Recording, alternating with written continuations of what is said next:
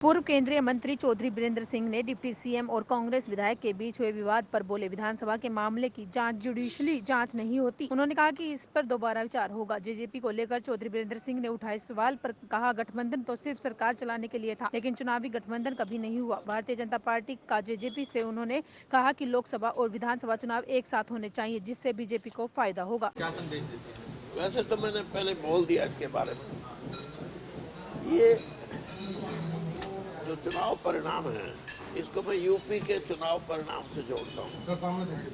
जो यूपी का विधानसभा का इलेक्शन था, उसमें विपक्ष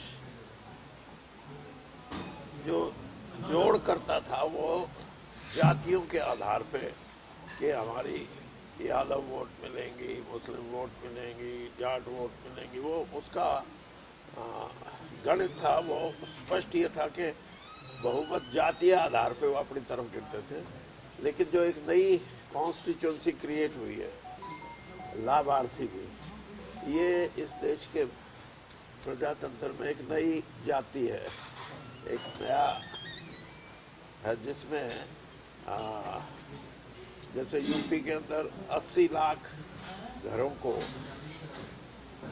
राशन की बात हुई, वो हुआ तो था कोरोना के टाइम में, लेकिन उसको कंटिन्यू होता रहा। वो कोरोना भी 2 साल चला है। यही कुछ रिफ्लेक्शन जो चुनाव हुए हैं उसमें मध्य प्रदेश में, राजस्थान में, छत्तीसगढ़ में ये देखने को मिले। और सबसे बड़ी बात ये है कि मध्य प्रदेश में एक नई और कॉन्स्टिट्यूंसी पैदा हुई, वो है महिलाओं की। और महिलाओं को भी, मतलब मैं ये कहूँ कि उनको जो लाभार्थी की श्रेणी है और जो राशन पाने वालों की श्रेणी है, ये 2 अलग अलग नजर आती है। तो ये सबसे बड़ा एडवांटेज भारतीय जनता पार्टी को इन राज्यों में हुआ है। और उसका स्पष्ट अगर आपको रूप देखना है तो वो मध्य प्रदेश है। तो हरियाणा में इसका क्या असर है? हरियाणा का भी बता दो, जो आपने वहाँ जो आकलन किया, हरियाणा में इस तरह का आकलन। हरियाणा के क्या समीकरण रहने वाले हैं 2024 में? हरियाणा का समीकरण आप मेरा हो जाएगा।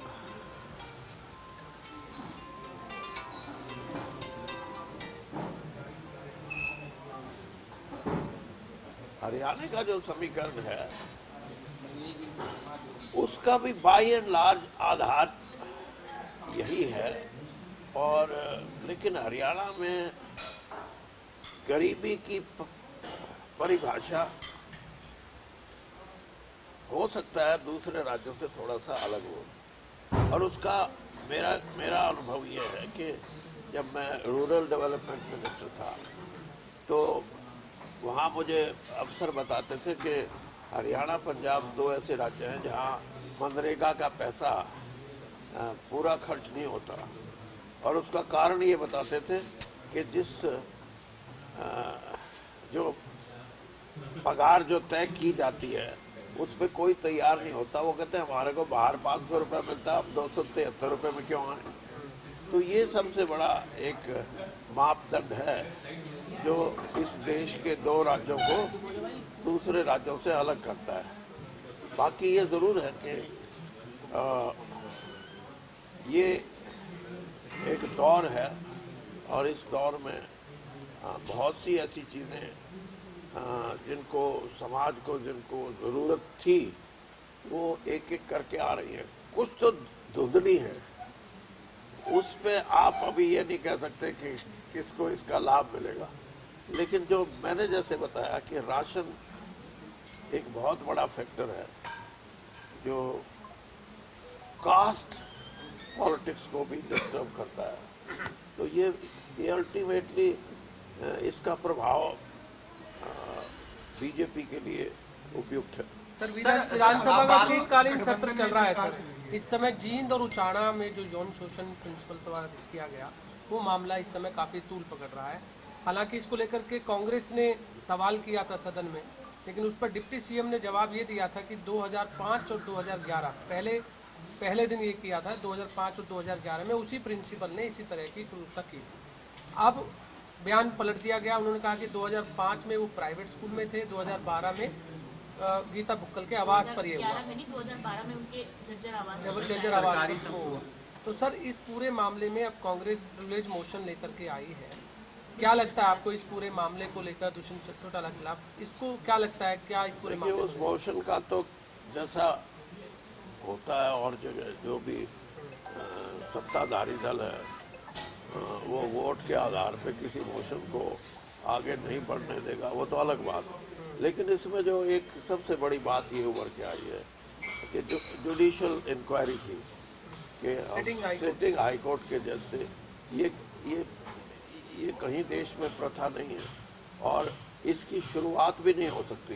अगर शुरुआत हो गई तो फिर जो एकाधिकार असेंबली का या पार्लियामेंट का है उस पर प्रश्न चिन्ह लगेगा और मुझे नहीं लगता कि जो सरकार इस बात पे आगे इस बात के लिए बढ़ेगी। मुझे लगता है कि आज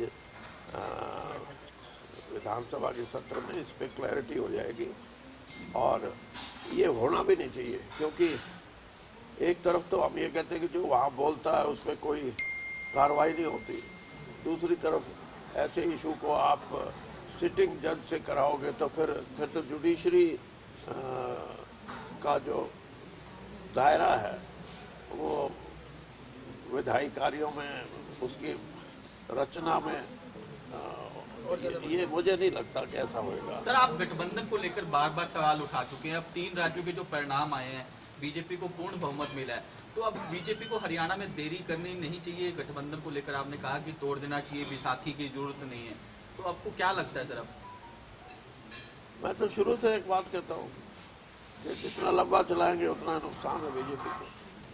जल्दी इनसे छुट्टी पा लेंगे तो